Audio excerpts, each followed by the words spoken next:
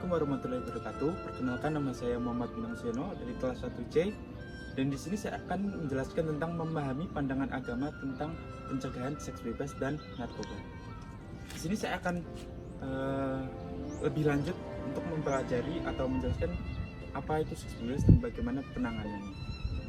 Seperti yang kita tahu, seks bebas sudah umum, seperti sudah maklum dan wajar di kalangan remaja, padahal itu adalah hal yang sangat tabu, yang sangat dilarang oleh Allah Subhanahu wa taala. Seks bebas. Seks menurut dari kata Arab tarbiyah dengan kata kerja roba, yang berarti itu adalah kelamin. Sedangkan seks bebas dalam artian luas itu adalah berhubungan suami istri kepada seorang yang bukan pasangannya, atau berhubungan suami istri dengan banyak orang yang tidak dalam hubungan menikah, seperti itu. Lalu pandangan Islam tentang seks bebas adalah pernah dijelaskan di Al-Quran kalau dan janganlah kamu mendekati zina, karena zina sungguh tindakan yang keji dan suatu jalan yang buruk, di surat Al-A'raf ayat 80 sampai 81. Lalu Allah juga pernah mengingat, Allah berfirman kepada hambanya, yaitu, dan kami juga telah mengutus Lut dan kaumnya, ingatlah tak kala dia berkata kepada mereka, mengapa kamu mengerjakan perbuatan faksiah homoseksual, itu yang belum pernah dikerjakan oleh seorang pun di dunia ini. Sesungguhnya kamu mendatangi lelaki untuk melampiaskan nafsumu kepada mereka, bukannya wanita, malah kamu ini adalah kaum yang melampaui batas. Seperti itu. Maksud dari ayat tersebut adalah ternyata seks bebas itu tidak hanya laki-laki dan perempuan, tapi seks bebas itu sekarang sudah banyak sekali ragamnya dan banyak sekali penyimpangannya, seperti perempuan dengan perempuan, atau laki-laki dengan laki-laki, dan bahkan mereka mendirikan suatu kaum atau komunitas yang berkata yang disebut LGBT, seperti lesbian, gay, homoseksual, dan transgender. Di Eropa atau di Amerika, LGBT sudah sangat diwajarkan. Mereka bahkan mempunyai surat menikah, dibolehkan, dan malah orang-orang di Eropa dan di Amerika ini tuh mereka mendukung, mensupport, dan bahkan mereka seperti menindas atau memaksa masyarakat Islam, masyarakat Timur seperti kita di Indonesia untuk mendukung langkah mereka, padahal itu sangat dibenci Allah, seperti itu. Lalu apa sih dampak seks bebas atau penyimpangan seks di luar nikah seperti itu? Yang pertama adalah kehamilan di luar nikah. Kehamilan di luar nikah tentu resikonya sangat besar. Pertama, anaknya tidak bisa ikut dengan mazhab orang tuanya. Yang kedua adalah menjadi sebuah aib bagi keluarga. Dan ketiga adalah anaknya ini nanti tidak bisa mewarisi apapun dari papanya atau mamanya, seperti itu. Karena statusnya dia adalah anak di luar nikah. Lalu yang kedua adalah rentan terkena penyakit seksual AIDS. Bayangkan jika seorang wanita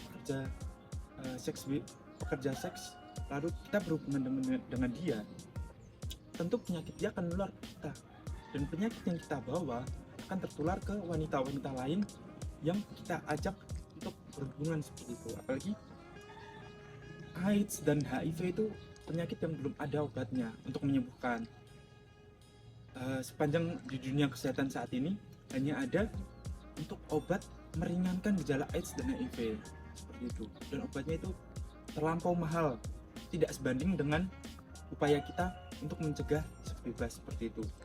Bayangkan jika satu kali sebulan itu harga obat AIDS itu hampir 10 juta, dibandingkan kita menahan diri atau menabung 10 juta itu untuk menikah, itu lebih baik daripada kita seks bebas lalu terkena AIDS. Terus yang ketiga adalah mempengaruhi perkembangan karakter. Tentu orang yang telah seks bebas nanti dia akan pertama ketagihan, terus sulit dalam percaya kepada pasangannya, karena tentu apa yang dia lakukan, dia memikir apa yang dia lakukan pasti dilakukan pasangannya juga, padahal belum tentu. Lalu bisa saja seorang remaja itu terkena depresi. Kenapa depresi? Bahwa dia menyesal telah melakukan seks bebas, atau dia takut sesuatu yang buruk menimpanya. Lalu kebanyakan adalah putus sekolah, ya karena hamil di luar nikah tadi. Endingnya kalau mereka masih bersekolah, pertama mereka tidak akan dapat ijazah sekolah, yang kedua mereka dikeluarkan, dan yang ketiga pekerjaan mereka tidak jelas. Karena di Indonesia tuh pasti suatu pekerjaan dituntut ijazahnya seperti itu. Lalu angka kriminalitas yang tinggi, bayangkan Anda seorang pria, Anda menghamili atau seks bebas dengan seorang wanita, lalu Anda dituntut untuk menikah, sedangkan Anda sendiri masih sekolah, Anda sendiri belum punya pekerjaan. Bagaimana Anda bertanggung jawab begitu? Pasti Anda tidak mau seperti maling, terus kerja serabutan seperti itu. Lalu bagaimana penanggulangan seks bebas di kalangan remaja bahkan orang tua? Yang pertama adalah menjaga keimanan kita, senantiasa berdoa, jangan meninggalkan sholat, perbanyak membaca Al-Quran, hindari lingkungan pengaruh teman-teman yang buruk. Biasanya seks bebas itu berawal dari pertama kita kepo, seperti apa sih rasanya berhubungan seperti itu. Yang kedua lingkungan yang sering mabok, sering dugem seperti itu, teman-teman yang seperti itu biasanya akan menjerumuskan kita ke dalam seks bebas gitu. Jadi teman-teman yang sepertinya buruk dalam bersikap atau buruk dalam berteman, sebaiknya cukup kenal saja tapi tidak usah dikumpulin seperti itu, tidak usah teman. Lalu tanamkan sifat positif. Terus sebenarnya begini, pacaran itu menurut saya itu tidak apa-apa. Pacaran itu ajang mengenal pasangan kita. Seperti kata Pak Nanang pun pacaran diperbolehkan. Tapi pacaran remaja sekarang itu menurut ke pegangan tangan, terus menginap, liburan bareng dengan dalih staycation seperti itu kan. Itu yang tidak boleh. Kalau pacaran hanya sekedar mengenal pasangan atau pacaran hanya sekedar bertemu dengan orang tua pasangan, mengenal lebih dekat, itu tidak apa-apa. Karena banyak juga orang yang tidak pacaran, ta'aruf atau dijodohkan, justru nanti KDRT, pisah karena merasa tidak cocok dan sebagainya. Intinya semua kembali kepada diri kita. Mau statusnya pacaran atau statusnya gebetan seperti itu, balik di diri kita. Lalu kesimpulannya adalah agama Islam sangat melarang seks bebas. Agama Islam juga sangat melarang penggunaan narkoba. Narkoba sebenarnya diperbolehkan di dunia kesehatan. Tapi jika narkoba digunakan sembarangan seperti ganja untuk pesta seperti tato narkoba agar pikiran tenang, itu bukan membuat efek jangka panjang yang sangat buruk bagi remaja.